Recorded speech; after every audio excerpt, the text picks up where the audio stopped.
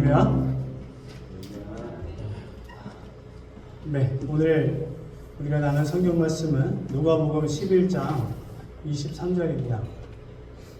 누가복음 11장 23절인데 다 같이 봉독하겠습니다. 나와 함께 하지 아니하는 자는 나를 반대하는 자요, 나와 함께 오지 아니하는 자는 해치는 자니라. 사랑하는 구세군 한인교회 성도 여러분, 한 주간도 주님의 은혜 가운데 평안히 잘 지내셨습니까?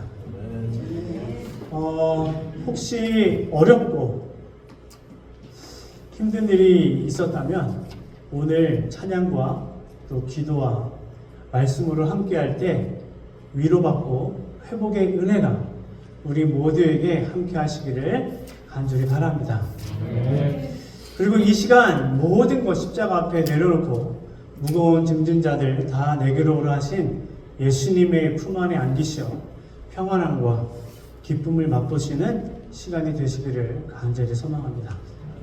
저는 지난 시간에 임마누엘 하나님과 함께하는 자가 어떤 자인가에 대한 제목으로 설교 말씀을 나누었습니다.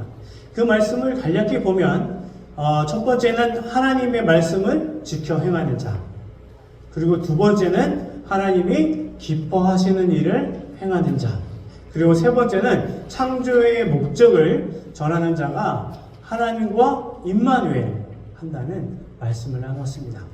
그러니까 하나님의 말씀을 지켜 행함으로 하나님이 기뻐하시는 일을 행하고 하나님께서 명령하신 지상 명령의 과제를 잘 받아 수행해야 한다는 그런 말씀이었습니다. 그래야 하나님께서 우리와 함께 하신다는 말씀이었습니다. 그 말씀 가운데 우리는 하나님께서 기뻐하시는 영적 예배를 드려야 함을 나누었고, 그러기 위해서는 우리가 산 제물이 돼서 산 제사가 되고, 그러려면 또 사도 바울의 놀라운 고백처럼 내가 매일 죽어야 된다는 그 고백이, 그 자랑이 여러분들에게도 있어야 된다고 말씀을 나누었습니다. 그리고 온 세상 사람들을 구원에 이르게 하는 것이 우리의 사명이자 우리 교회가 올해 목표로 세운 또 하나의 열매를 바라시며 라는 예수님의 마음이라고 말씀을 나누었습니다. 기억나십니까? 네. 오늘은 지난주에 약속한 대로 그러면 하나님과 함께 하지 않는 자가 어떤 자일까요? 라는 제목을 가지고 오늘 말씀을 나누도록 하겠습니다. 저는 여러분들에게 지난 한 주를 보내면서 부탁한 것이 있었습니다. 그것은 바로 하나님과 함께하는 한 주를 보내보시라는 부탁이었습니다. 왜냐하면 하나님과 함께 할 때 나에게 찾아오셔서 위로해 주시고 격려해 주시고 안아주시는 하나님의 손길을 조금이나마 느끼고 깨달으면 오늘 있을 설교 말씀을 듣고 나누는 데 있어 조금이나마 더 큰 은혜를 받을 수 있지 않을까 싶어서 그런 부탁을 드린 것입니다. 오늘 말씀을 나누시고 또 새롭게 시작하는 한 주 동안에 하나님과 함께 하지 않는 자가 되지 않기를 바라고 하나님과 함께 하시는 여러분들이 되시기를 바라는 마음으로 말씀을 시작하겠습니다.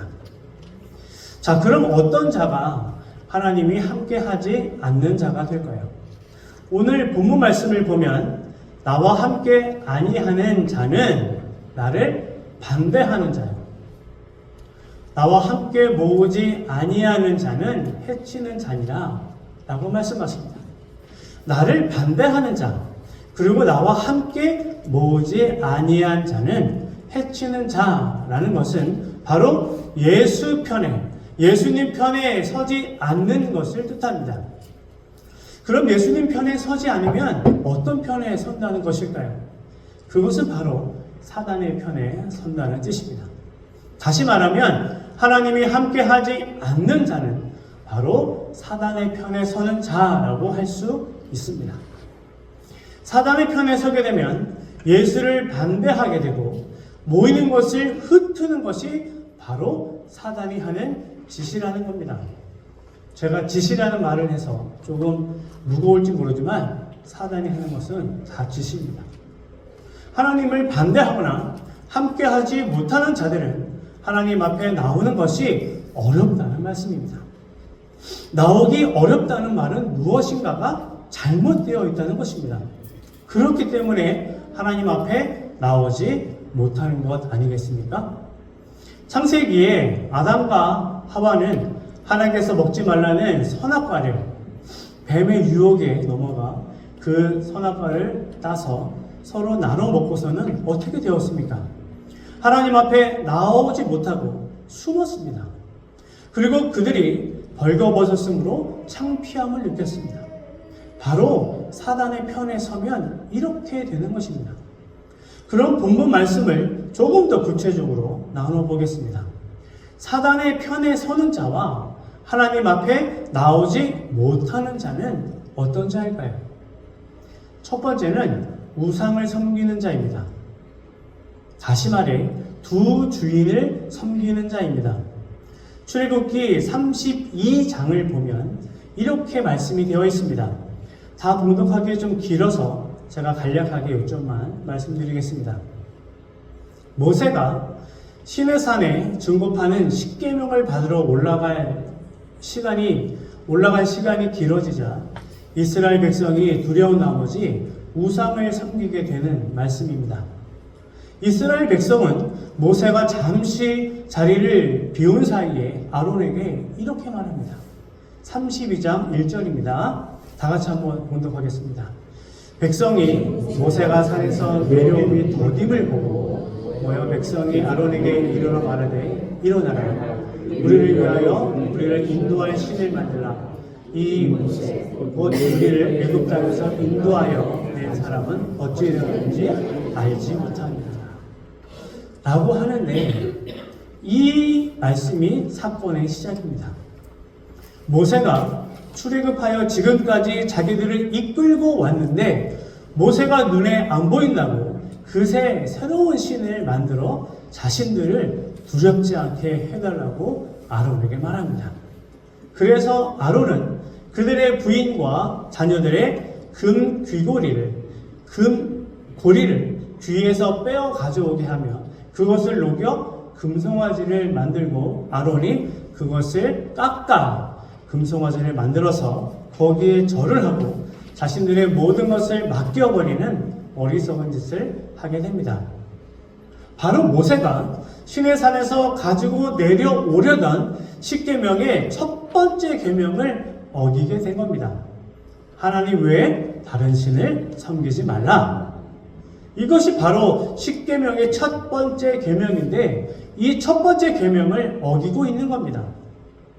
하나님이 이런 행위를 얼마나 싫어하셨으면 제일 첫 번째로 말씀하셨겠습니까? 그런데 제일 싫어하는 짓을 이스라엘 백성이 지금 하고 있는 겁니다. 그러면 그 반대편에 있는 사단은 십계명의 첫 계명을 어겼으니까 십계명의 첫 계명을 지키지 않는 짓을 사단은 제일 좋아한다는 것 아니겠습니까? 그 모습을 보고 하나님께서 7절에 이렇게 말씀하십니다. 여호와께서 모세에게 이르시되 너는 내려가라. 내가 애굽 땅에서 인도하여 낸 백성이 부패하였도다 라고 모세에게 명하십니다. 이 말씀을 바른 성경에서 보면 타락하였다고 하고 있습니다. 이 일로 인해 십계명은 박살이 나고 우상을 섬기던 이스라엘 백성은 그 금송아지를 녹여 갈아 마시게 되고 하나님의 심판을 받게 되는 무서운 일이 벌어집니다. 이 일이 벌어진 가운데 모세가 이렇게 말합니다. 26절인데 다 같이 봉독하겠습니다.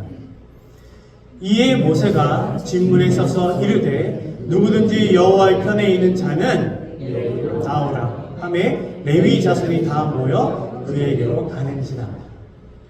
12지파 중에 레위 자손만이 하나님 앞에 하나님 편에 섰다는 겁니다. 이게 말이 됩니까? 어떻게 12지파 중에 한 지파만 하나님 편에 설 수 있냐는 겁니다. 나머지 11지파는 아담과 하와가 그랬던 것처럼 사단의 유혹가 넘어가 죄에 빠져 사단의 편에 섰더니 창피해서 죄스러워서 하나님 앞에 서지 못한 자들이 되어버린 것입니다. 바로 사단이 제일 좋아하는 짓을 했다는 것입니다. 그래서 어떻게 되었습니까? 37장과 38절의 말씀을 다 같이 공독하겠습니다. 모세가 그들에게 이르되 이스라엘의 하나님 여호와께서 이렇게 말씀하시되 너희는 각각 너희의 가르쳐도 진 이문에서 저 문까지 왕래하며 각 사람이 그의 형제를 각 사람이 자기의 친구를 각 사람이 자기의 이웃을 죽이라 하셨느냐. 레위 자손이 모세의 말대로 행하며 이날의 백성 중에 3,000명 가량이 죽임을 당하니라. 성도 여러분, 지금까지 간략하게 32장의 말씀을 보았지만 가장 중요한 두 가지는 이스라엘 백성이 우상을 섬겼고 그것으로 인해 타락했다는 겁니다.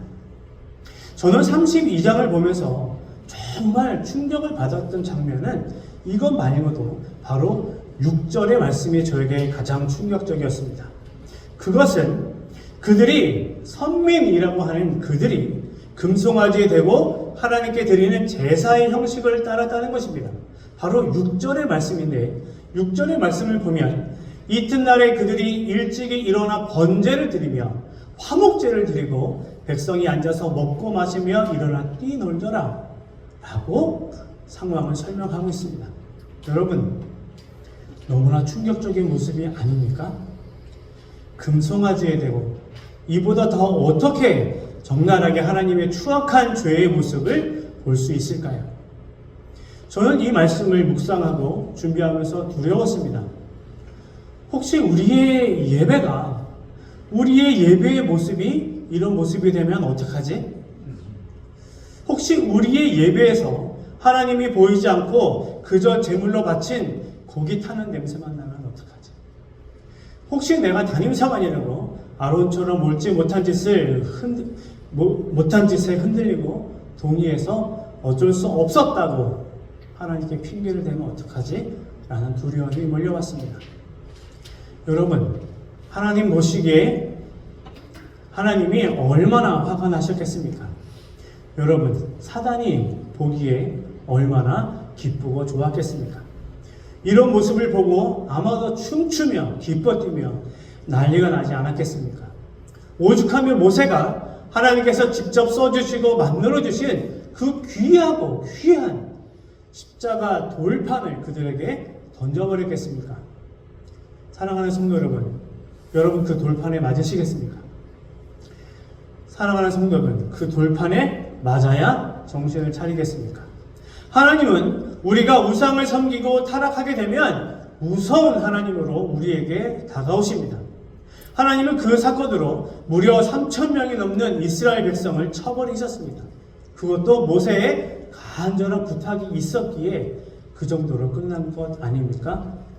이처럼 우리에게 하나님은 사랑의 하나님이시기도 하지만 무서운 하나님이시기도 합니다. 그런데 우상을 섬기면 더 한 가지 큰 문제가 생기게 됩니다. 바로 9절의 말씀입니다. 여호와께서 또 모세에게 이르시되 내가 이 백성을 보니 목이 뻣뻣한 백성이로다 라고 하시는 것을 볼 수 있습니다. 바로 교만해졌다는 겁니다. 바로 우상을 섬기면 교만해진다는 겁니다. 목이 뻣뻣하다는 것은 숙이지 않는다는 것입니다. 목이 뻣뻣하다는 것은 순정하지 않겠다는 것입니다. 목이 뻣뻣하다는 것은 하나님과 대적하겠다는 것입니다. 다시 말하면 목이 뻣뻣한 것은 사단의 편에 서겠다는 것입니다. 하나님을 진정으로 섬기면 하나님께 고개를 숙이고 기도하고 하나님을 인정하게 되고 하나님의 뜻에 순종하는 자가 되지만 우상을 섬기고 사단의 유혹에 넘어지게 되면 교만해져서 고개를 숙이지 않게 되고 결국은 타락하게 되고 사단의 편에 서게 되는 것입니다. 저는 이름만 되면 여러분들 다 아실 목사님인데 그 목사님이 우상이 무엇인지에 대해 하신 설교를 하던 중에 이런 말씀을 듣게 되었습니다. 우리가 매일 들고 다니는 성경책도 우상이 될 수 있다라는 겁니다. 그리고 우리가 매일 보고 지키고 몸에 지니고 다니는 십자가도 우상이 될 수 있다라고 말씀하시면서 어떤 성도들은 매일 밤마다 잠을 잘 이루지 못한다고 머리맡에 성경책이나 십자가를 두고 자면 잠이 잘 온다고 하고, 또 어떤 성도들은 어디를 다니더라도 안전하게 지켜달라고 차 안에 성경책과 십자가를 두고 다닌다더라 라고 말씀하시는 것을 들은 적이 있습니다. 그러면서 하시는 말씀이, 그렇게 하면 성경책과 십자가가 우상으로 변질될 수 있다는 말씀이었습니다. 그러시면서 하시는 말씀이, 성경책과 십자가를 말씀으로 읽고 마음으로 묵상하고 믿고 의지할 때 그것이 우상이 되는 것이 아니라 믿음이 된다 라는 말씀이었습니다. 저는 전적으로 동의합니다. 그렇습니다. 단지 가지고 다니고 몸에 지니고 있다고 해서 그것이 믿음이 될 수 없습니다. 그 말씀을 읽고 묵상하고 믿음으로 믿고 나아갈 때 우상이 아닌 진정한 하나님의 말씀이 담긴 성경책이 나를 지켜주는 주님의 말씀이요 십자가가 될 줄 믿습니다. 성도 여러분, 지금까지 말씀에서 보듯이 두 주인을 섬길 때, 우상을 섬길 때 하나님이 함께 하지 않는 자가 되는 것입니다. 우상은 금송아지만이 우상이 아닙니다. 내가 그 무엇 때문에 하나님과 멀어진다면 그것이 바로 우상인 것이며 사단이 제일 좋아하는 것입니다. 사랑하는 구세군 토론토 한인교회 성도 여러분, 만약에 그런 것이 있다면 과감히 아까워하지 말고 반드시 버리시길 바랍니다. 우상을 곁에 두고 섬기는 일이 없기를 주님의 이름으로 간절히 소망합니다. 두 번째는 영이 죽는 자입니다. 시편 51편 11절을 보겠습니다. 우리 다 같이 봉독하겠습니다. 나를 주 앞에서 쫓아내지 마시며 주의 성령을 내게서 거두지 마소서. 아멘. 이 말씀은 우리가 두려움에 있을 때, 범죄했을 때, 죄를 지었을 때, 사단의 편에 섰을 때 주의 성신을 거두지 말아달라고 하나님께 간구하는 말씀의 기도입니다. 다시 말해, 내 몸속에서 주의 영이 빠져나가 내가 단지 육신의 사람만이 된다는 것은 하나님이 나와 함께 하지 않는다는 것입니다. 우리의 몸에서 영이 빠져나간다고 생각해 보십시오. 정말 끔찍하지 않습니까? 우리 하나님의 자녀들은 살아가면서 육신만을 위해 살아가는 것이 아닙니다.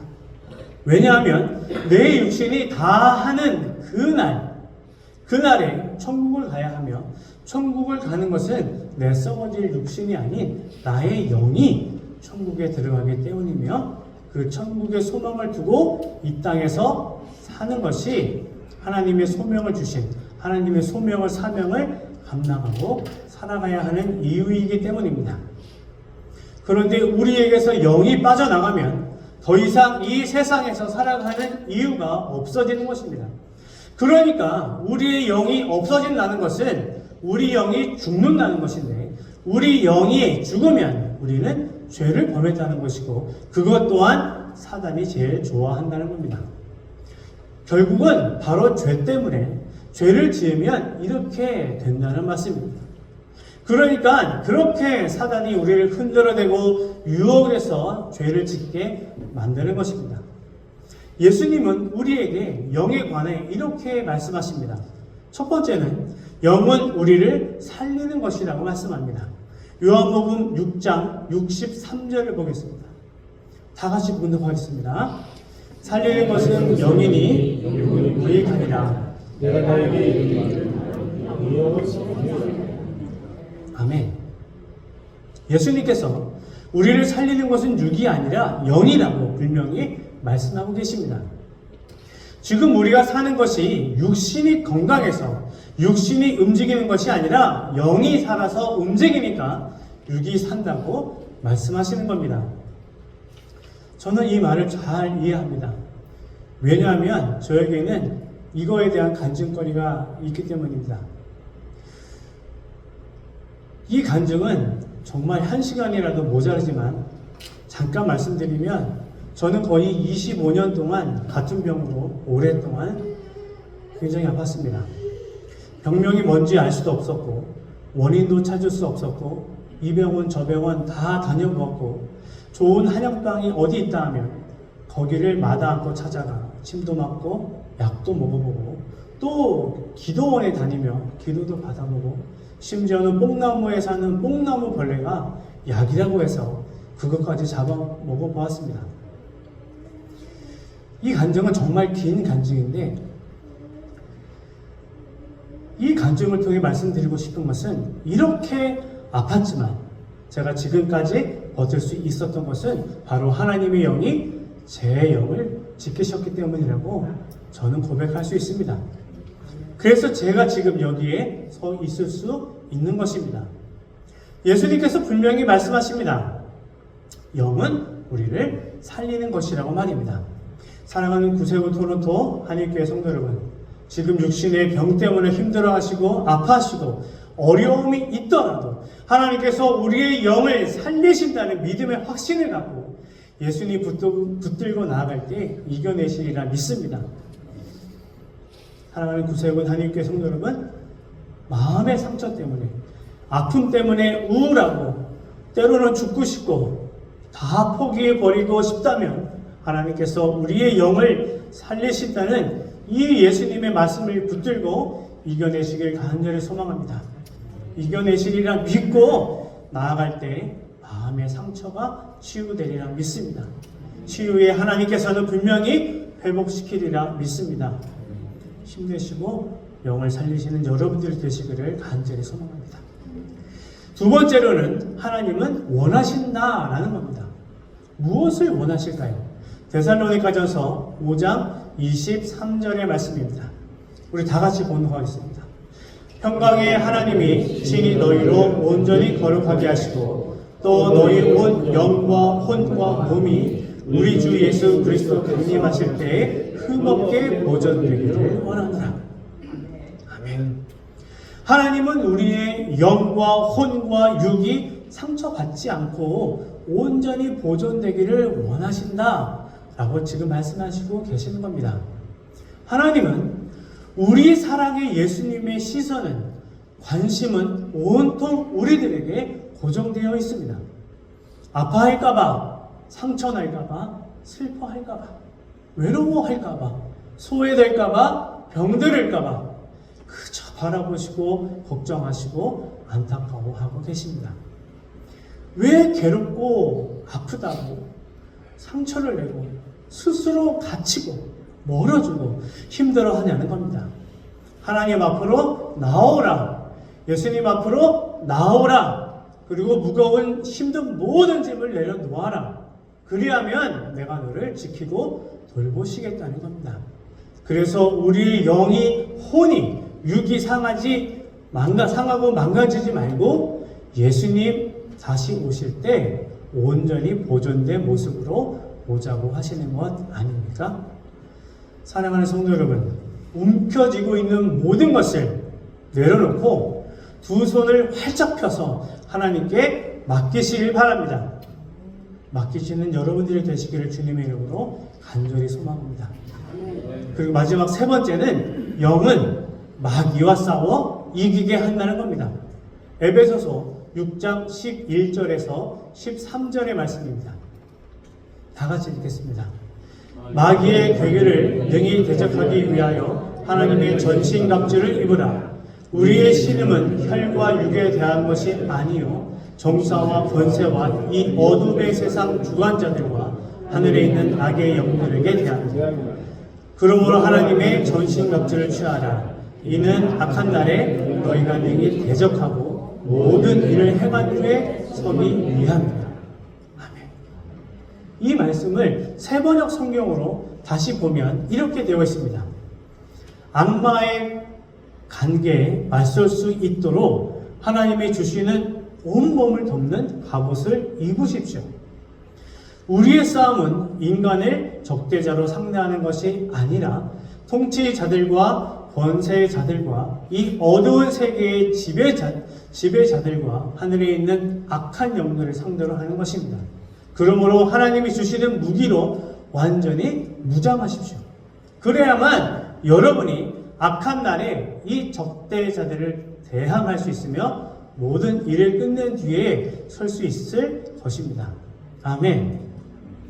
우리의 영은 가족들과 교우들과 싸우라는 것이 아니고 사단과 싸워 이기게 하며 우리를 사단으로부터 보호하며 지킨다는 말씀을 기억하시길 바랍니다. 그래서 이 모든 것들을 우리는 어떻게 해야 되냐 하면 고린도전서 15장 57절의 말씀입니다. 다 같이 공동합니다. 그러나 우리 주 예수 그리스도를 통하여 우리에게 승리를 주시는 하나님께 우리는 감사를 드립니다. 감사합니다. 이처럼 우리의 육에서 영이 빠져나가지 않게 하려면 하나님께 감사하는 삶을 살아야 합니다. 그래야 죄짓지 않고 사단의 유혹에 빠지지 않고 내 영을 지켜 나갈 수 있습니다. 감사하시길 바랍니다. 모든 일에 감사하시길 바랍니다. 그래야 하나님과 함께하는 자가 되는 것입니다. 사랑하는 토론토 구세군 한인교회 성도 여러분, 우상 숭배하는 자, 내 영을 죽게 하는 자, 이런 자들을 하나님 주신 십계명의 돌판을 깨뜨릴 만큼 하나님께서 무지하게 싫어하신다는 것을 오늘 말씀을 통해 깨달으시고 꼭 기억하시길 바랍니다. 그리고 다음 주에 오늘 못다한 거짓말하는 자와 죄를 지었을 때 회개하지 않는 자는 하나님께서 함께하지 못한다는 말씀을 마저 나누도록 하겠습니다. 말씀을 정리합니다. 우리가 이 땅에서 살아가며 천국의 소망 가지고 살아가야 하는 이유가 우리의 영이 천국에 들어가서 영원토록 하나님과 함께 살기 원하는 것 아닙니까? 그런데 이런 이유로 하나님과 임마누엘 함께하지 못한다면 어떡합니까? 그러지 않게 하려면 하나님이 믿고 말씀 듣고 묵상하고 기도하고 찬양하고 헌신 봉사하는 것, 바로 하나님과 함께 하려는 것, 이것이 우리의 모습이 아닐까 생각됩니다. 사단이 제일 좋아하는 것 하면 안 됩니다. 하나님과 멀어지는 것 하면 안 됩니다. 우리 영이 우리에게서 떠나가게 하는 것 하면 안 됩니다. 새롭게 시작하는 한 주간도 승리하시고 임마누엘 하나님과 함께 하시는 여러분들이 되시기를 주님의 이름으로 간절히 부탁드리고 소망합니다. 다 같이 기도하겠습니다. 하나님이 함께하지 않는 자는 두 주인을 섬기는 자, 즉 우상을 섬기는 자이며 내 영을 죽이는 자라고 오늘 말씀을 나누었습니다. 하나님, 이런 자가 되지 않게 우리를 붙들어 주시옵시고 죄에서 우리를 건져내시기를 간절히 소망합니다. 우리를 지켜 주시옵소서.